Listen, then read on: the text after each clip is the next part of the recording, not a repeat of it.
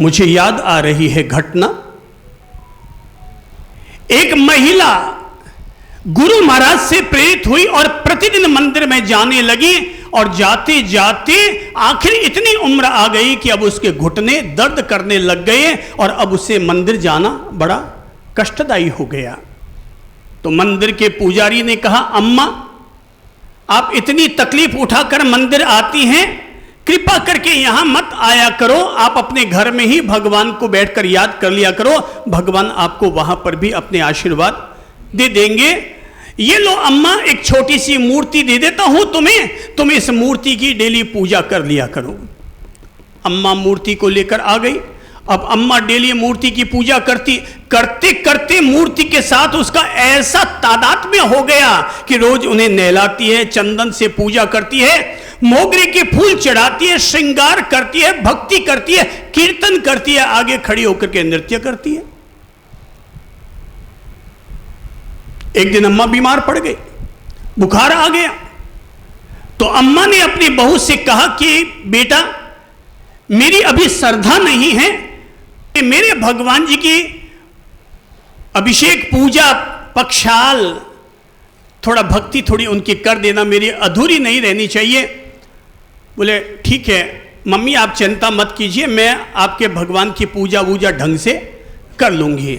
अब पहले उसने कभी की नहीं थी, अम्मा तो बहुत ध्यान से पूजा करती थी। अब वो छोटी सी तो मूर्ति थी, वो अभिषेक करने के बाद जब कपड़े से पोंछने लगी कि इतने में ही हाथ से मूर्ति फिसल गई और पीतल की मूर्ति थी जाकर के जमीन पर गिरी, टंग की आवाज हुई और अम्मा की नींद खुल गई। बोले क्या हुआ क्या हुआ? बोले अम्मा सॉरी, आपके भगवान की मूर्ति गिर गई। मेरे भगवान की मूर्ति गिर गई, कहीं हड्डी टूट गई तो? अब वो अपने बेटे के आगे जिद कर रही है कि डॉक्टर को लेके आ। मेरे भगवान की कोई हड्डी तो नहीं टूट गई, उनका हार्ट वार्ट बराबर चलता है कि नहीं चलता है, जरा जल्दी जा दौड़ करके और डॉक्टर को लेके आ। अब बेटे ने कहा अम्मा बुढ़ापे में आपकी कैसी बुद्धि सठिया गई है, अब कोई मूर्ति की कोई हड्डियां टूटती है? बोले नहीं कुछ भी हो, तू कुछ अपना जवाब मत दे, तू तो केवल मेरा ऑर्डर मान और डॉक्टर को ले आ। अब अम्मा को बेटा समझाए पर अम्मा न माने, तो आखिर बेटे को लगा कि अब ड्रामा ही सही, पर ड्रामा ही कर दूं और डॉक्टर को लेकर के आ जाऊं। अब वो गया और उसने कहा कि भाई अब है तो मुझे ही पता है कि ड्रामा करना है, पर मेरी अम्मा जिद पर अड़ गई है, तू चल, तू मेरा फ्रेंड है, चल करके एक बार थोड़ा सा कह दे कि हाँ अम्मा मैंने तेरे भगवान को चेक कर लिया है, कोई भी गड़बड़ वड़बड़ नहीं है। अब वो डॉक्टर आया और उसने हाथ पांव पर हाथ लगा के देखा, बोले बिल्कुल ठीक है। अम्मा ने कहा ऐसे कहने से ठीक नहीं होगा, वो तेरा कान पर जो तू लगाता है ना, वो निकाल अंदर अपनी सूटकेस से, उससे निकाल करके देख कि मेरे भगवान का कहीं हार्ट ब्लॉकेज तो नहीं हो गया, कहीं हार्ट फेल तो नहीं हो गया। अब उसने सोचा कि अब मूर्तियों के भी कोई हार्ट होते हैं क्या, उनके भी कोई हार्ट फेल होते हैं क्या? पर अम्मा को राजी करना था। बेटे ने उधर संकेत दिया कर ले यार, वो अम्मा मम्मी जैसा कहती है वैसा तू कर ले। तो उसने कान में वो डाला, अब वो भगवान के मूर्ति के जैसे ही हार्ट पर लगाया, चौंका क्योंकि अंदर से धक धक धक धक धक धक। बोले यार कहीं मेरे इस मशीन में खराबी तो नहीं होगी? उसने अपने खुद के हार्ट पर लगा के देखा, यार मेरा भी हार्ट कर रहा है, धक धक धक धक। फिर मूर्ति के लगाया, बोले धक धक धक धक। बोले गजब गजब। बोले ये क्या हो रहा है? अम्मा तेरी मूर्ति वास्तव में ही जिंदा है, ये जिंदा भगवान है, मैं समझ रहा था ये तो मुर्दा है, पर आज तेरी भक्ति की वजह से ये पता चल पाया कि तेरा भगवान वास्तव में जिंदा है। वो झट से उसने अपने कान में से उतारा और अपनी सूटकेस में अपना हथियार रखा और सीधा उठ करके रवाना होने लगा।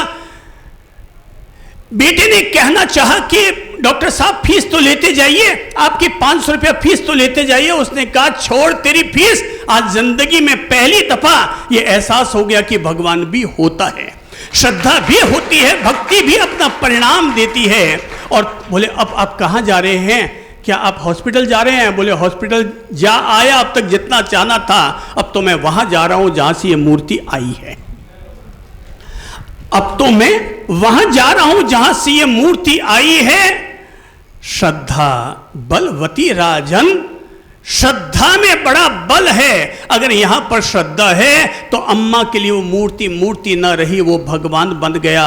मैं कहूंगा बड़े प्यार से अपने दिन की शुरुआत भगवान के नाम से करो, अपने दिन का समापन भगवान के सुमिरन के साथ करो, उनकी प्रार्थना के साथ करो। जब भी लगे नया कार्य करने जा रहे हो, पहले उसे याद कर लो, बस याद करो और आगे बढ़ चलो।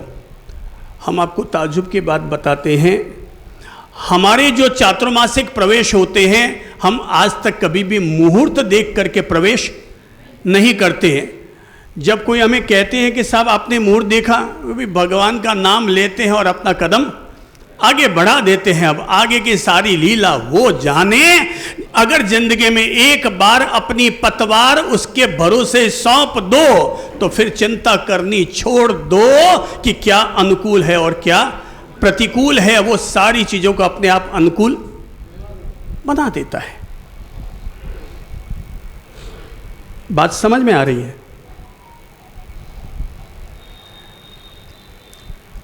मेले में पिता और पुत्री दोनों चल रहे थे कि अचानक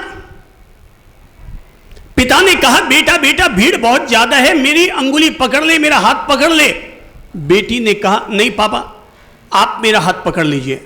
पापा ने कहा, यार इसमें क्या फर्क पड़ता है कि मैं तेरा हाथ पकड़ूं कि तू मेरा हाथ पकड़े। बोले पापा बहुत बड़ा फर्क पड़ता है। बोले क्या फर्क पड़ता है? बोले पापा मैंने अगर आपका हाथ पकड़ा तो मेरा हाथ तो कमजोर है, कहीं जोर का धक्का लगा और मैं तो मेले में भटक जाऊंगी। पर पापा अगर आपने मेरा हाथ पकड़ लिया तो कितना भी जोर का धक्का लग जाए फिर भी वो हाथ छूटने वाला नहीं है। तुम एक बार अपनी डोर उसे थमा के देखो तो सही, वो चाहे जैसे जिंदगी के थपेड़े और मेले क्यों ना हो, वो हमारा हाथ कभी नहीं छोड़ने वाले।